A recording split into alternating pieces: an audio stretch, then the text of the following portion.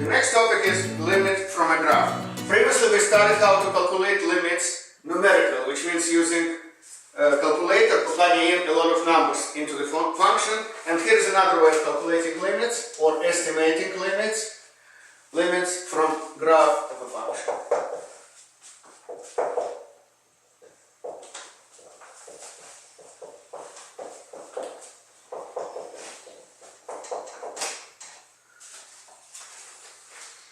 For example,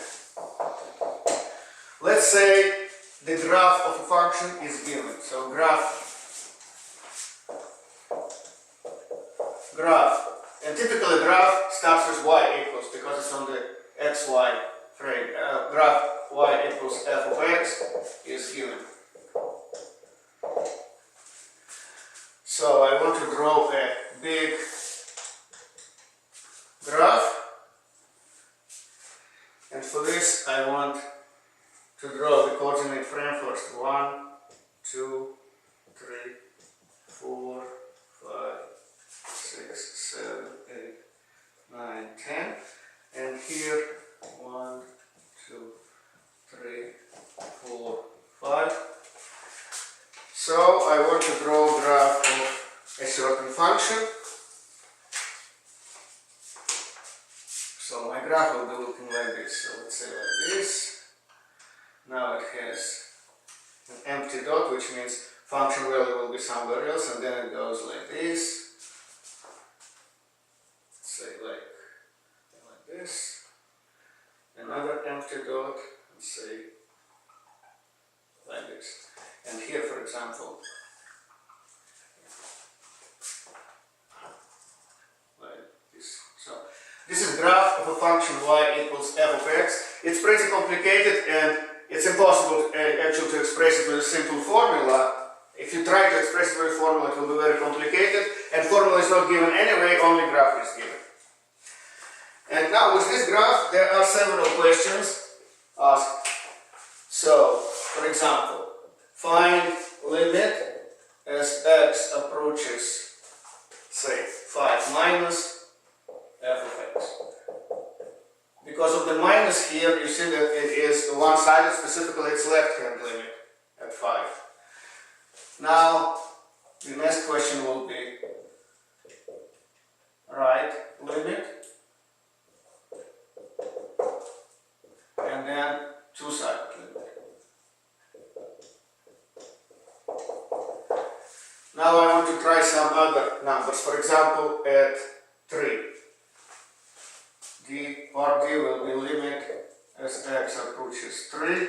Again, 3 minus one-sided limit f of x. Limit 3 plus f of x. And limit x approaches 3 f of x. And I want to do some more questions. Say g limit as x approaches, so same thing at this point, at point 9, so it's supposed to be under 9, so 9 minus f of x, h limit as x approaches 9 plus f of x, and I limit as x approaches 9 f of x. So, two one-sided limits and the two-sided limits. Actually, I want to start with these three, d, e, and f. So, x approaches 3 plus. How would we solve these limits if it was a formula given? So, we would plug in x values such as 3 plus means slightly smaller than 3, such as 2.9, 2.99, etc. Now, you're supposed to plug in the same numbers, 2.9x equals 2.9 and 2.99, etc. into the graph. Now, how to plug x value into a graph? You cannot do it precisely, but it is pretty much the same procedure like you would do with a function given by a formula. Like, for example, where do you have 2.9 on the x-axis? So 2.9, it's a little bit to the left of 3, like here. This is 2.9. Now, the corresponding point on the graph Now, when you do 2.99, it's so close to 3 that it's almost impossible to plot, so it will be somewhere here. X equals the next will be 2.39. It's absolutely impossible because indeed it's pretty much exactly 3. But choosing these values, it gives you the dynamics, which means we're talking about x value that starts somewhere near and then goes 2 or 3 like this. So it's kind of movement. So it is, when we talk about calculating limits this way, so we talk about movement of points along the x-axis toward 3 from left side. That's why we call it left-hand limit. And now, here's for each point on the x-axis, we may look at the corresponding point on the graph, and when there is a movement like this to the left toward 3 along the x-axis, then there is a corresponding movement like this along the graph. And now here's a question. When the point on the x-axis moves toward 3 from left, and that means left-hand limit, what happens to the corresponding point on the graph? More exactly, what happens to the y-coordinate of the point on the graph? So we see that previously y-coordinate was somewhere around like 3.8 maybe, and then it goes a little bit down and it stops somewhere here, which looks much like 3.5. So the y-coordinate, it's y-coordinates of this point, of these moving points, so they move approximately toward 3.5. It's not precise, but at least you can estimate it approximately. And what it means that this limit equals 3.5.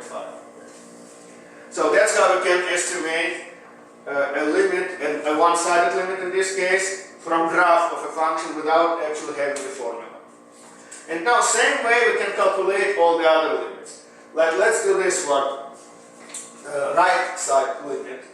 Again, I will use a different color like red. So, when we want to calculate a right side limit, then the x values that we try should be slightly bigger, such as x values such as 3.1 and 3.01 and 3.001. And again, we want to plug in those points into the function using the graph. It will not be precise, not as precise as on calculator, but at least we can do it approximately. 3.1 is, first we find those points on the x-axis. 3.1 is located a little bit to the right of 3, like maybe somewhere here. 3.01 is also to the right of 3, but much closer. So when we move from here to here to here, it's like we are considering movement along the x-axis that goes from right toward the number 3 like this. So this is like this. So this is the movement along the x-axis. Now we want to understand what kind of movement, what is the corresponding kind of movement that occurs on the graph. So the very beginning like here, so corresponds somewhere to here, and then when somewhere this point, so when the point moves toward 3 from right, the corresponding point on the graph moves like this toward that point. And now on the graph, the function values correspond to the y-coordinate, so again, we need to consider y-coordinates of those points on the graph moving this way. So it probably starts somewhere at 3.2 or something, and then it moves a little up, and it moves exactly toward the same number, 3.5. So the answer for this limit is again 3.5. And now, since these two limits are, how do we calculate the two-sided, the regular limit, which is two-sided limit?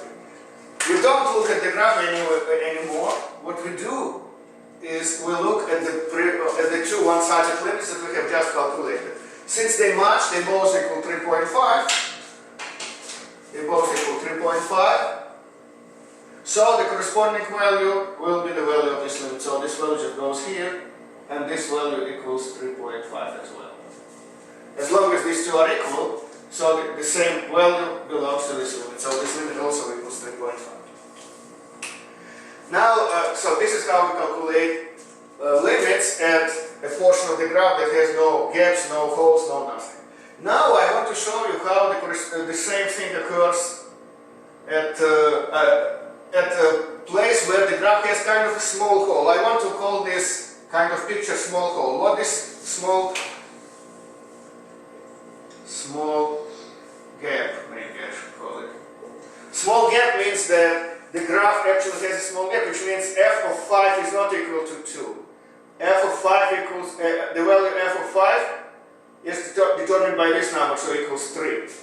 So this kind of gap on the graph, each point on the graph means function value, but specifically this phenomenon means that this point here means that f of 5 equals 3.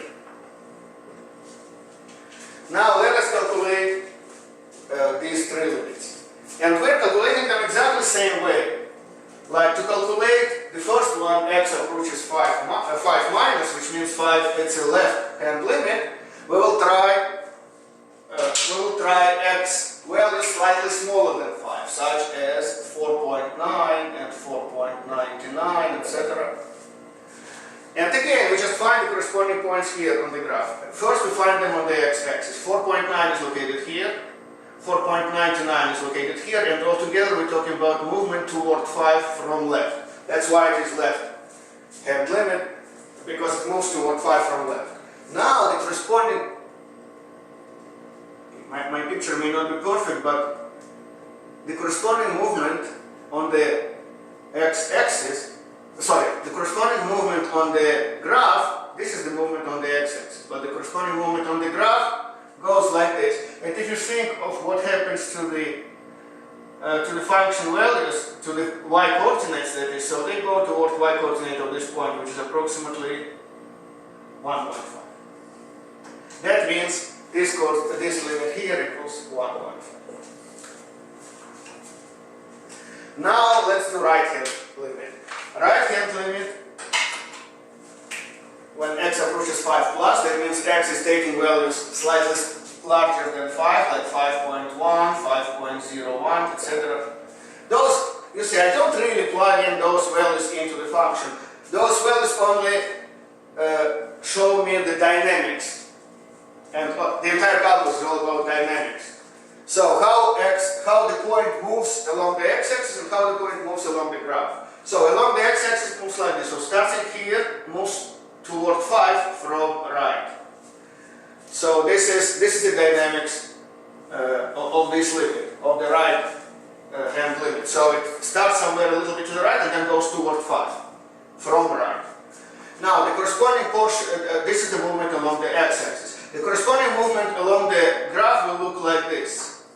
And again, we only watch the y-coordinates of those points. And they start a little bit higher than this horizontal line, like maybe 1.6, and eventually they come to that same point, and the y-coordinate comes to the same number, 1.5. So this limit also equals 1.5.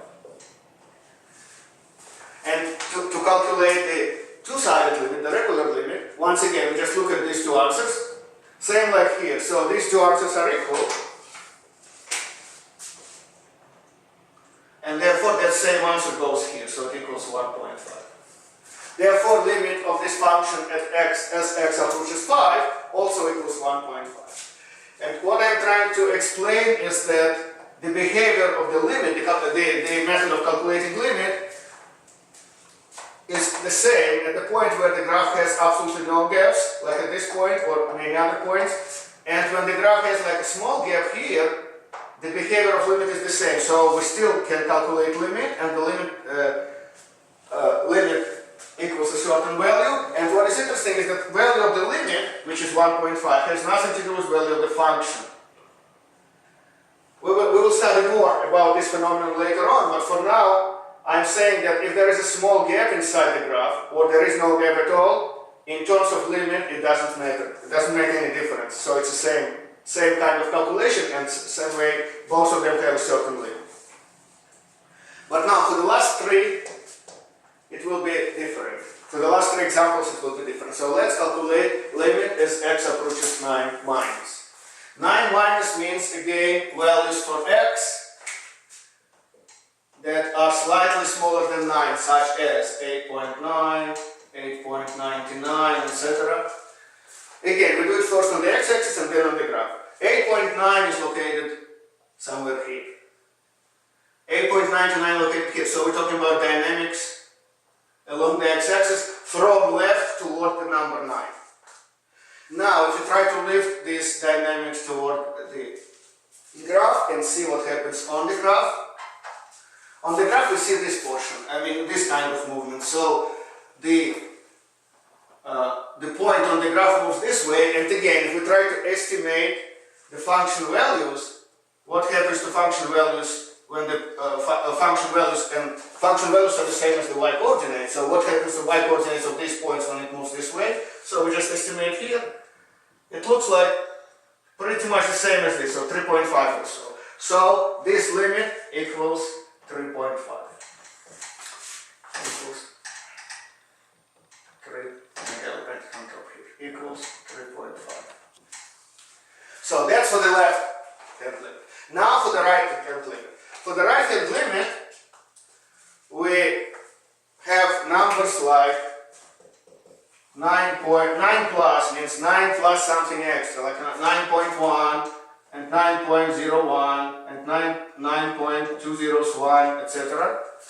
Again, on the x-axis it means to the right of number 9, like here is 9.1, and then the dynamics is about movement from right toward 9.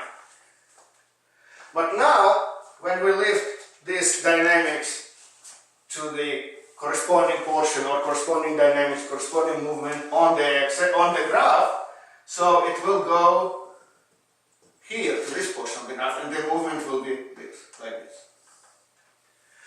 And looking at the function values are y coordinates, so y coordinates are measured this way, and it seems like it approaches number 5, more or less. Again, my picture is not perfect, but it's pretty close to 5. And what it means that this limit here equals 5. And now we see a situation when the left hand limit and the right hand limit are not the same. So these two they don't match, they are not the same. And for that reason, the two-sided limit as x approaches 9 does not exist or undefined.